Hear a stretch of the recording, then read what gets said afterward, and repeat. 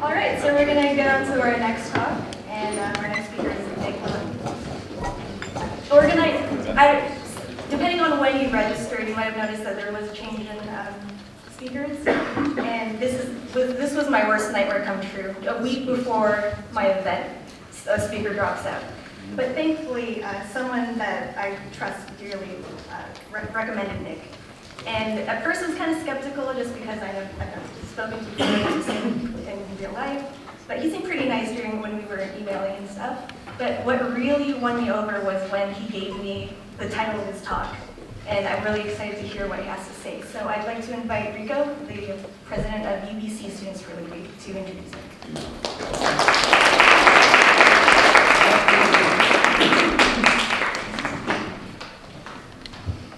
Hi everyone. So Nick Loenen is a former Richmond City Councillor and former member of the British Columbia Legislature. He obtained his master's degree in political science from UBC in 1995. His book, Citizenship and Democracy, A Case for Proportional Representation, was published in 1997. That same year, Nick chaired the Reform Party of Canada's task force on electoral reform. He founded Fair Voting BC in 1998 and played a prominent role in electoral reform efforts, including BC Citizen Assembly and the 2005 and 2009 referenda on electoral reform. He formerly served on the National Board of the Canadian Taxpayers Federation and was Sessional Lecturer, Department of Political Science, UBC. Now in retirement, Nick loves sailing and woodworking. In 2012, his wooden boat building, How to Build a Dragon Class Sailboat, was published. So, Nick Loenen.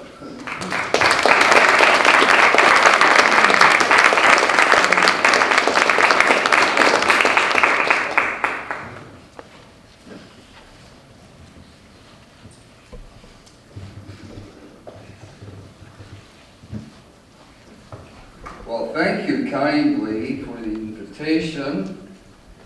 And even though I wasn't your first choice, I'll try to do my very best. It's a topic that's dear to my heart, and I think it will be to yours as well.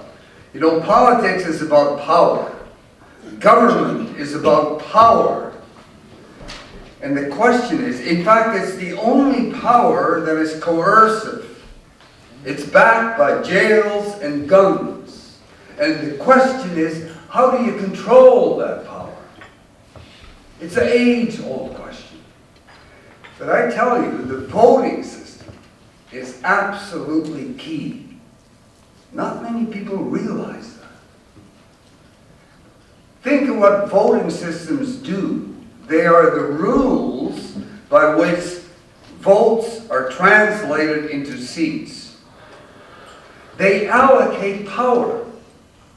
The voting system has a set of rules that determines who and what will be represented in Ottawa.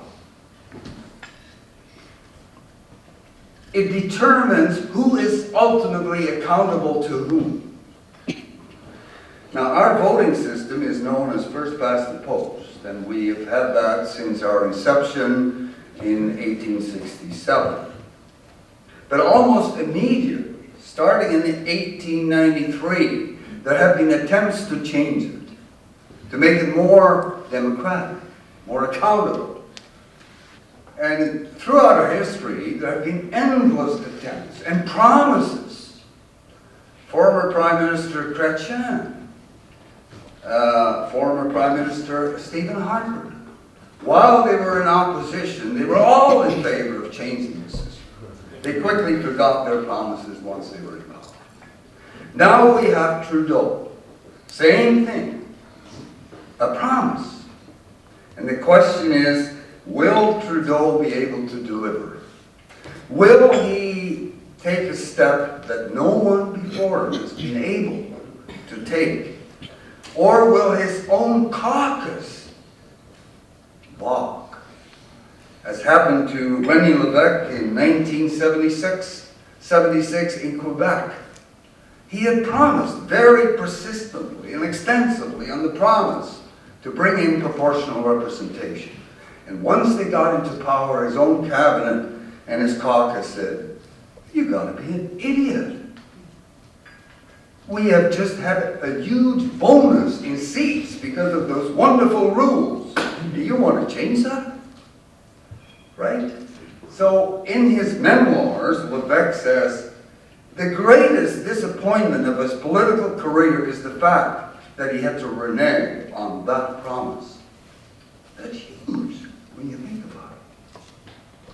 Or will Trudeau experience what Gordon Campbell experienced right here in BC in the 2005 referendum?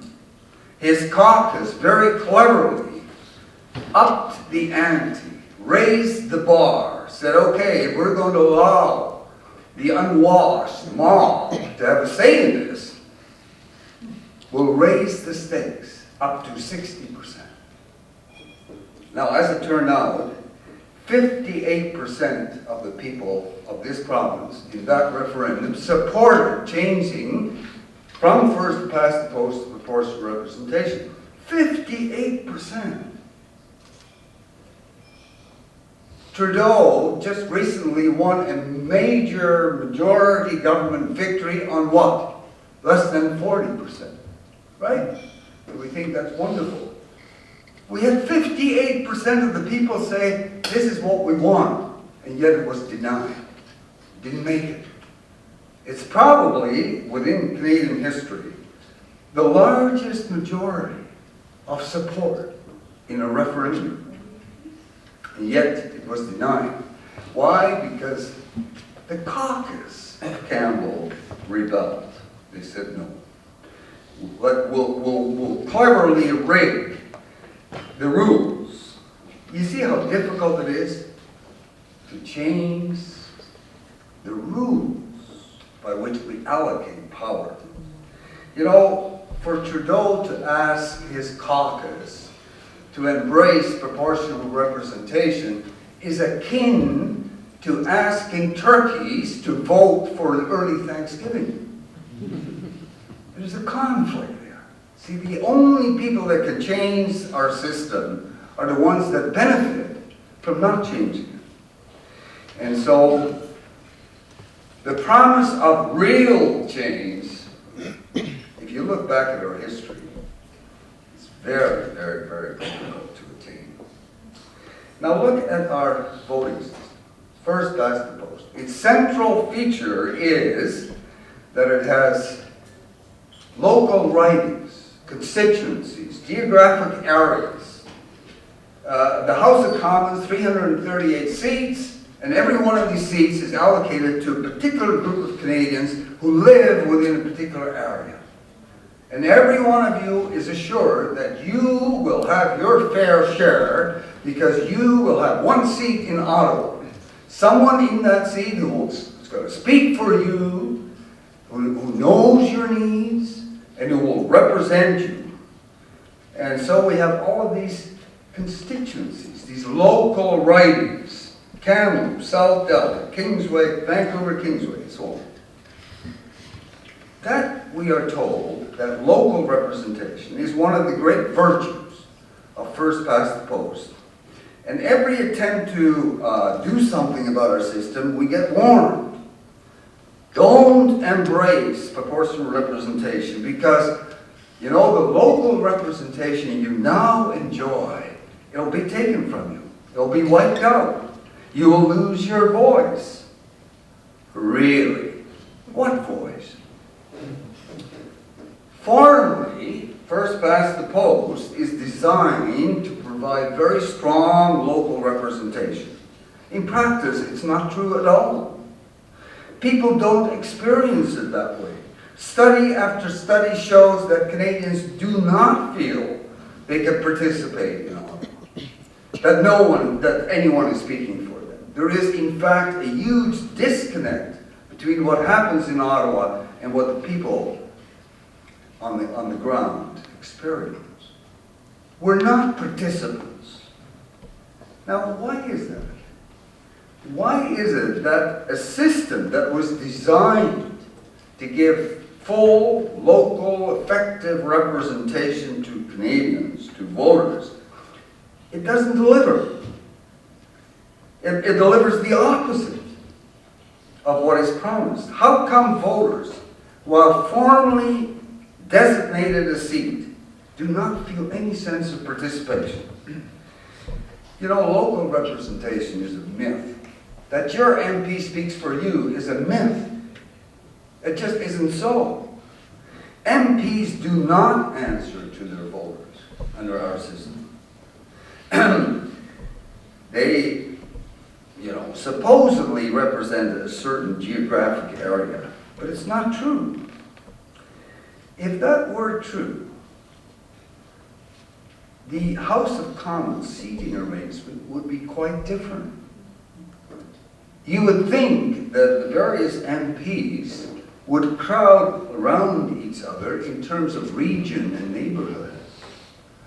If we're going to represent regions, and neighbors, why don't we be neighborly? Is that how the House of Commons is arranged?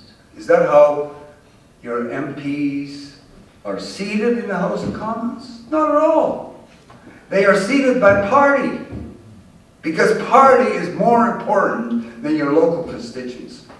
What counts in the House of Commons is party, and that is why they're seated that way. Your MP becomes party property the day after the election. In fact, it starts before that. It starts at the nomination. And Jody Emery can talk about that, as he probably will. You see, from beginning to end, you cannot enter the political arena without party approval. You are party property from day one. And that is what robs us of our voice. MPs are beholden to their party far more than to their voters. And Canadians actually know that. Because when they vote, they don't vote for a local candidate. The local candidate is just a means to vote for a particular party and increasingly a particular leader. I was a candidate twice provincially, once federally, and I remember in those days it was Bill Van Der Zan was the leader of the party. We would get calls, and I would sometimes answer these myself. I want to vote for Bill Van Der Zan. Who's the local guy? I had been on local council for 4 years, elected twice, but it wasn't me they were voting for. I won because of Bill Van Der Zan, and 5 years later, I lost because of Bill Van Der Zan. That's the reality, and people, study after study will show that people actually vote. Yeah, you have to do it for the local candidate, but that is a means of voting for a particular party. So why do we keep up this myth? If in fact we intend to express a preference for a party, why do we have this awkward, backhanded way of doing it? Why not be honest? Why do we persist in upholding a myth?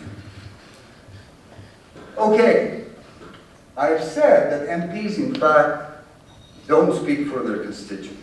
They speak for their parties. But pity the poor MP who actually tries to speak for her constituents. How would she know what to say? What position to take? And why is that? It's because, you see, the Firstpastthepost, its view of representation, suggests that what ought to be represented is geography, or you might say postal code, and that what really combines Canadians and what is most important to Canadians when it comes to politics is the kind of postal code they have. The fact is that for most people, your political interests are very diverse. Canada is not homogeneous. We all have ideals and aspirations that are very different. And you may share your political interests with people who are 2,000 kilometers away, or 200 kilometers away, but not necessarily the ones that are 2 doors away. To think, to assume that anyone and everyone who shares a postal code will also share their political ideals. It doesn't fit our day and age. Perhaps at one time, geography mattered, but that's no longer the case. Particularly in the age of social media. Why are we prevented by our voting system to join hands with, to pool our voice with those who are truly together on political issues, who share a community of political thought, ideology, goals, ambitions? Our voting system prevents us from doing that. You know, constituency has a double meaning. It can mean a particular geographic area, but it can also mean those who share a common view. Our system is designed to represent a geography, but it's not designed to represent people who have a common view. We're not allowed to express, or at least we're severely penalized if we express our identity in terms of a political philosophy, political ideals, political goals. Why do we put up with that, right?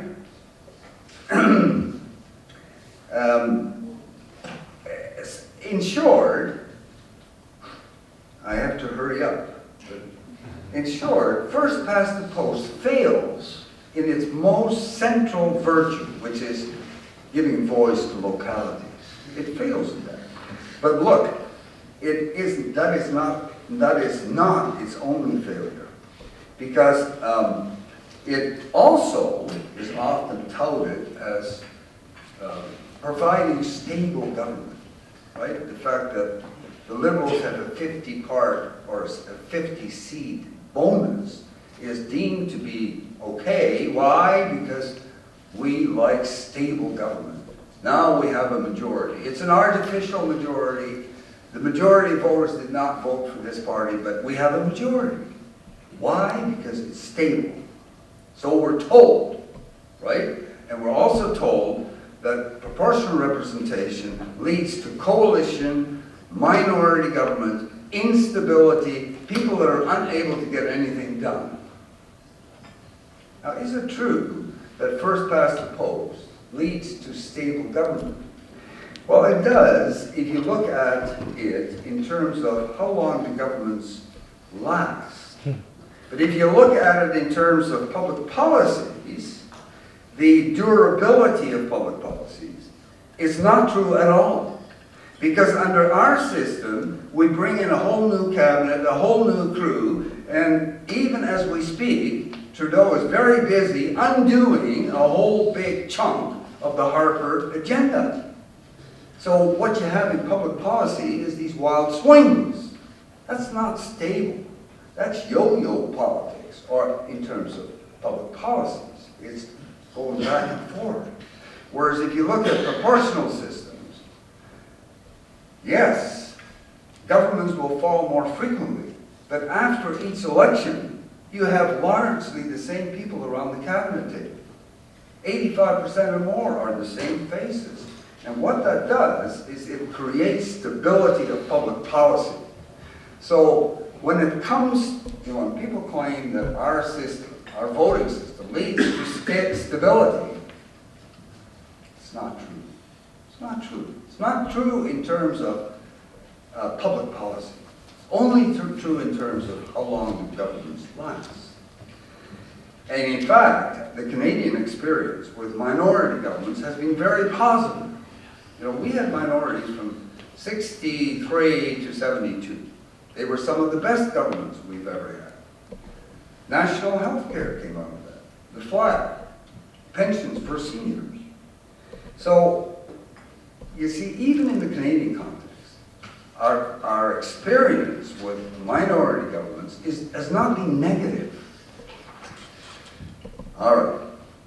I have to get to the Liberal platform. Okay. We had Trudeau say that election 2015 would be the last and the first past the post. Right?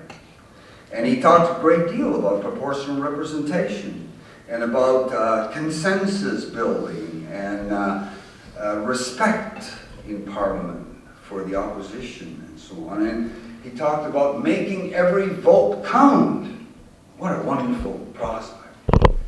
And the media, they fasten onto that. And I tell you, my heart was jumping for joy until I read the fine print. Right? Here is the Liberal platform fine print. It promises an all-party committee of MPs to make a recommendation for electoral reform, including the preferential ballot and/or a form of proportional representation, and that the recommendation will be turned into law within 18 months of the election.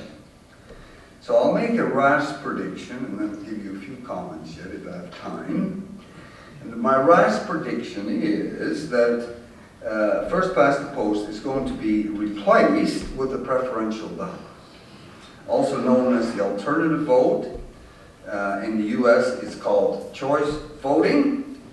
So why do I think that that will be the result? Because the Liberals can keep their promise without inflicting any kind of self-sacrifice. Because the preferential ballot is absolutely no better than what we have. It's a slightly different way of doing it. Okay. But in essence, it still maintains the largest party will have a majority of seats. It's no more proportional than the system we have. Parties will still be in power. That is to say, the MPs will be spokespeople for their party more than for their voters. We will still have yo-yo politics. So nothing of substance will change under the preferential ballot. None at all. And we know that because Australia's had it since 1901. You can look at election after election. So, is this real change? No. It's change. But real change? Not at all. So, the weakness of the Liberal promise lies in the fact that it allows the MPs to have a final say, which is totally wrong. It's we, the people, that ought to have a say in those kind of things. You don't allow the politicians to make the rules under which they parcel out power. That's a recipe for disaster. Would the people pick preferential ballot? Would the people pick first past? Never. Never. And we know that with great certainty. Because in 2005, the referendum right here in BC was preceded by a very intensively democratic, deeply democratic process, where 170 ordinary voters were picked off the sidewalk, so to speak, and they, for a whole year, studied all the options. And they came away with a recommendation for proportional representation, which was supported by 58% of the population. It was a form of proportional representation very different from any other. Because, you know, most proportional representation systems, they represent parties, ideological agenda.